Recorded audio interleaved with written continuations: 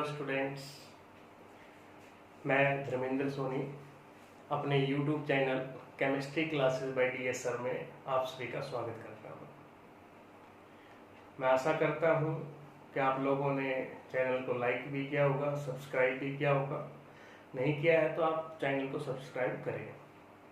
आपको वीडियो कैसा लगता है, कंटेंट कैसा है उसके अंदर, या आप लोगों की क्या डिमांड है और इस तरह के क्वेश्चन हमें चाहिए, तो आप कमेंट में मेरे को बता सकते हैं ताकि हम अपने वीडियो को उस तरीके से मॉडिफाई कर सकें। लास्ट वीडियो के अंदर हमने पढ़ा था डी ब्रोगली इक्वेशन के बारे में। D Broglie equations due nature of matter को एक्सप्लेन करती है, वेव नेचर को एक्सप्लेन करती है। उसकी तीन जनरल फॉर्म थी। पहली फॉर्म और दूसरी फॉर्म हम डिस्कस कर चुके थे। पहली फॉर्म थी lambda is equal to H upon M v, और lambda is equal to H upon m c भी हम उसको बोल सकते थे इन केस ऑफ फोटोन। इसके बाद in term of kinetic energy, अगर हमें काइनेटिक एनर्जी गिवन है और हमें लैम्डा निकालना पड़ जाए मैटर वेव्स का, तो हम कैसे निकालेंगे, वो रिलेशनशिप भी हमने पढ़ी। आज हम उसकी तीसरी फॉर्म की बात कर रहे हैं। एग्जाम में आते हैं डी ब्रोगली इक्वेशंस के ऊपर न्यूमेरिकल, तो तीसरी फॉर्म है in term of external potential, कि जब इलेक्ट्रॉन्स को एक्सटर्नल पोटेंशियल में एक्सेलरेट करवाया जाता है तो एक्सटर्नल पोटेंशियल्स की वजह से उसके अंदर कितनी वेवलेंथ एसोसिएट होगी उसको कैलकुलेट हम करेंगे। तो ये सबसे पहले काम किया एक्सटर्नल पोटेंशियल निकालने का डेविएशंस और जर्मर ने।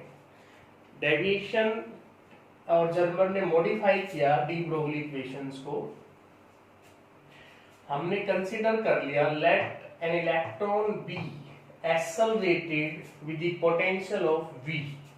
Here V is the potential, external potential जो हम अप्लाई कर रहे हैं। Then the kinetic energy may be, उस टाइम पे काइनेटिक एनर्जी होगी half mv square is equal to ev, electron volt. मैंने दोनों तरफ m से मल्टीप्लाई कर दिया, m से मल्टीप्लाई करके यहाँ m स्क्वायर बन गया, यहाँ m आ गया, 2 को उधर ले गया, जस्ट मैथमेटिकल इक्वेशंस हम कर रहे हैं यहाँ पर। m square v square equal to this. mv की वैल्यू हम फाइंड आउट करना चाहते थे, mv इज इक्वल टू अपने पास आ गया अंडर द रूट 2mev। ये वैल्यू जो आई है इसको हमने डी ब्रोगली इक्वेशंस में पुट करना है। डी ब्रोगली इक्वेशन की जनरल फॉर्म थी lambda is equal to h by mv। mv की जगह मैंने इस वैल्यू को उठाकर यहाँ पर पुट कर दिया। जब इस वैल्यू को मैं यहाँ पुट करता हूँ तो मेरे पास ये इक्वेशन निकल कर आ जाती है सामने। अब इस इक्वेशन में जब हम देखते हैं m, what is m? m is mass of electron, fix होता है। कितनी वैल्यू होगी? 9.1 इंटू 10⁻³ किलोग्राम। उसके बाद e, ये स्मॉल e है, this is charge on electron, ये भी फिक्स होता है, नेगेटिव में होता है। -1.6 into 10⁻⁻19 coulomb. v, capital V अपने पास है पोटेंशियल डिफरेंस, अप्लाइड पोटेंशियल, कि कितना पोटेंशियल हम वहां पर अप्लाई कर रहे हैं। ये सारी बातें जब हम, क्योंकि ये तीन चीजें तो कांस्टेंट है यहाँ पर, और ऊपर h की वैल्यू कांस्टेंट है। अगर हम इन कांस्टेंट की वैल्यू को पुट कर देते हैं तब अपने पास लैम्डा रूट v के अंदर रिलेशनशिप आ जाती है कि उनके बीच में क्या रिलेशनशिप होगी। तो हम डायरेक्टली इन वैल्यूज को पुट कर रहे हैं, और पुट करने के बाद आपको सीधी इक्वेशन याद रखनी है। डेरिवेशन यहाँ हो गया, आपको न्यूमेरिकल के लिए सीधी फॉर्म याद हो कि भाई पोटेंशियल हमें दे रखा है, लैम्डा को हम कैसे निकालें। इलेक्ट्रॉन्स के लिए, प्रोटॉन के लिए, जो भी चार्ज पार्टिकल्स हैं, अप्लाइड पोटेंशियल्स की टर्म में। अब न्यूमेरिकल अपने पास आ जाए कोई भी, जैसे मैंने यहाँ लिखा हुआ भी है कि calculate the de Broglie wavelength when electron is accelerated by the following voltage, कि जब इलेक्ट्रॉन को हम एक्सेलरेट कर रहे हैं इस वोल्टेज के अंदर, तो उसके अंदर कितनी डी ब्रोगली वेवलेंथ एसोसिएटेड होगी। तो डायरेक्टली हमें फार्मूला याद रखना है, पीछे जो डेराइव किया अभी हमने कि lambda is equal to h divided by under the root 2mev। अब उनको बार बार हम पुट ना कर कर, वो वैल्यू फिक्स थी, हमने पुट कर कर यहाँ सोल्व कर लिया उसको, और आपको डायरेक्टली ये रिलेशनशिप बेटा याद रखनी है। क्या रिलेशनशिप आ गई अपने पास? इलेक्ट्रॉन के केस में lambda is equal to under the root 150 by V. V is applied potential जो आपको गिवन है। अगर इस न्यूमेरिकल की मैं बात यहाँ पे कर लूं कि calculate the de Broglie wavelength under the potential 750 volt, तो यहाँ पर आपको दे रखा है 750, आपने इक्वेशन में रखा under the root 150 divide by 750, ये दे रखा था आपको, यहाँ पर गिवन है। तो रिलेशनशिप आपको डायरेक्टली याद थी 1/5, और इसको आप लिख सकते हो 1/√5 एंगस्ट्रॉम। क्लियर है बेटा? तो इस फार्मूले को आपने डायरेक्टली याद रखना है, न्यूमेरिकल की प्रैक्टिस करनी है। फॉर द प्रोटॉन, अगर इलेक्ट्रॉन की जगह हमें चार्ज पार्टिकल में प्रोटॉन दे दें तो प्रोटॉन दे देंगे, तो यही इक्वेशन जहां 150 आ रहा था उसकी जगह 0.0817 है वो आप लिख सकते हो। ये चीज ध्यान रखनी है प्रोटॉन के केस में। अल्फा पार्टिकल के केस में पूछी जा सकती है कि खासकर इलेक्ट्रॉन, प्रोटॉन, अल्फा पार्टिकल्स, ये चार्ज पार्टिकल्स हैं जिनके पर इक्वेशन बन सकता है। सेम अगर अल्फा पार्टिकल के लिए आ जाए, अल्फा पार्टिकल्स पॉजिटिवली चार्ज होते हैं, हीलियम आयन को ही अल्फा पार्टिकल कंसिडर किया जाता है। तो पॉजिटिव चार्ज पार्टिकल है, अल्फा पार्टिकल्स के लिए भी फार्मूला क्या बन जाएगा आपके पास? Lambda is equal to 0.10 under the root V angstrom. तो ये चार्ज पार्टिकल्स के लिए भी डी ब्रोगली इक्वेशन जब एक्सटर्नल पोटेंशियल हमने अप्लाई कर रखा है। एक ये क्वेश्चन है स्टेट ऑफ मैटर के साथ लिंक्ड है, चैप्टर 5 के साथ, कि न्यूट्रल मॉलिक्यूल दे रखे हैं गैस के, जब वो मोशंस के अंदर है तो उसके अंदर लैम्डा हम कैसे निकालते हैं?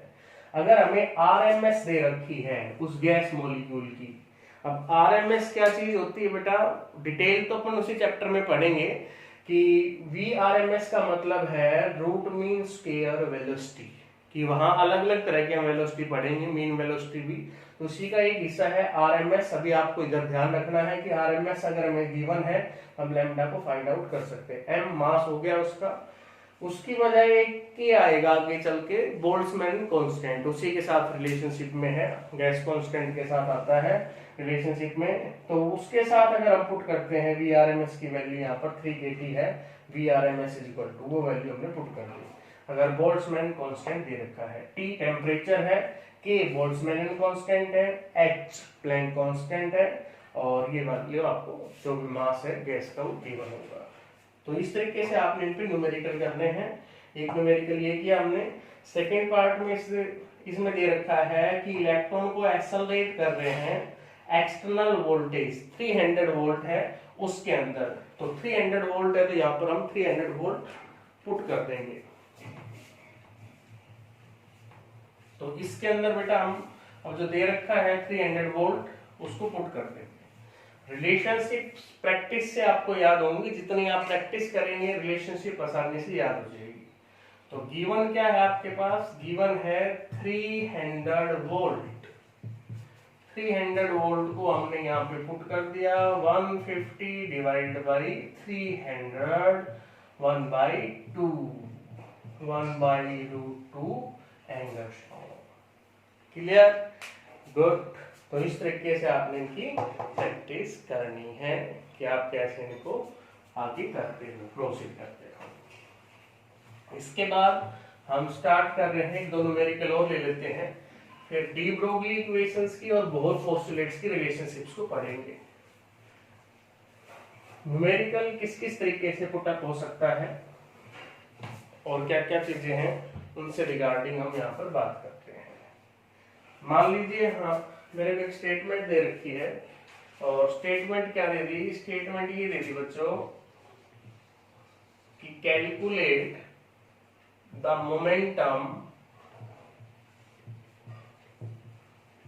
मोमेंटम यहाँ पर निकालना है ऑफ ए पार्टिकल। कोई पार्टिकल है अपने पास which has de Broglie wavelength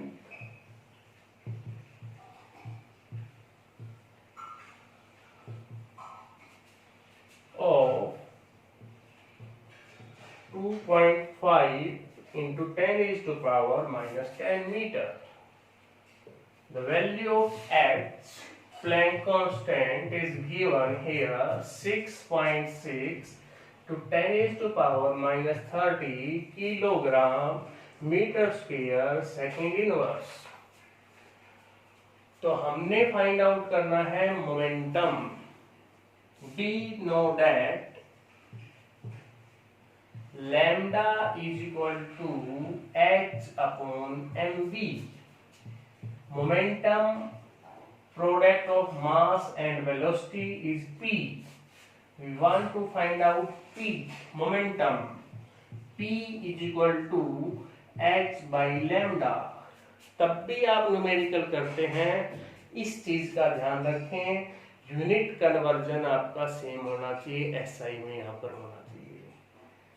h की वैल्यू आपको SI यूनिट के अंदर दे रखी है, आप इसको डायरेक्टली यहाँ से पुट कर सकते हो। 6.6 into 10 is to power minus 34 kilogram metre square second inverse. यहाँ अब लैम्डा की वैल्यू आपको पुट करनी है बेटा।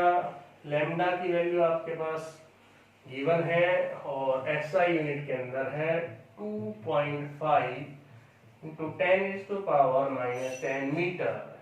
मीटर से एक मीटर कैंसिल हो गया और 10 इज टू पावर माइनस 10 ये ऊपर जाएंगे, इसको हम सोल्व कर लेंगे। 6.6 10 is to power minus 24 divide by 2.5। जब हम इस सारे को सोल्व कर लेते हैं हमारे पास फाइनल आंसर आ जाता है 2.6 into 10 is to power minus 24 kilogram metre second inverse. This is your final answer. तो इस तरीके से आपको न्यूमेरिकल मिलेंगे अलग अलग। किसी के अंदर मोमेंटम पूछ रखा होगा, किसी में मास को कैलकुलेट करवा लेंगे। तो बहुत सारी ऐसी चीजें हैं बेटा जो आप लोगों ने प्रैक्टिस करनी है। तो अभी हम डी ब्रोगली इक्वेशंस की एक फॉर्म और है, उसको डिस्कस और कर लेते हैं बोहर पोस्टुलेट्स के साथ, कि जो बोहर मॉडल ऑफ एटम के अंदर थी। तो बोहर पोस्टुलेट्स ने क्या कहा था कि बोहर पोस्टुलेट्स ने ये कहा था कि electrons are revolving around the nucleus in a circular path. Electrons revolve कर रहे हैं। अब डी ब्रोगली कहते हैं जब भी कोई मैटर मोशन के अंदर है तो उसके साथ वेव एसोसिएट होगी। तो डी ब्रोगली और बोहर पोस्टुलेट्स के अंदर यहाँ रिलेशनशिप पुट करने की कोशिश कर रहे हैं। इलेक्ट्रॉन रिवॉल्व कर रहा है सर्कुलर पाथ के अंदर, ओके, सर्कुलर पाथ में रिवॉल्व कर रहा है तो उसके साथ वेव एसोसिएट होगी।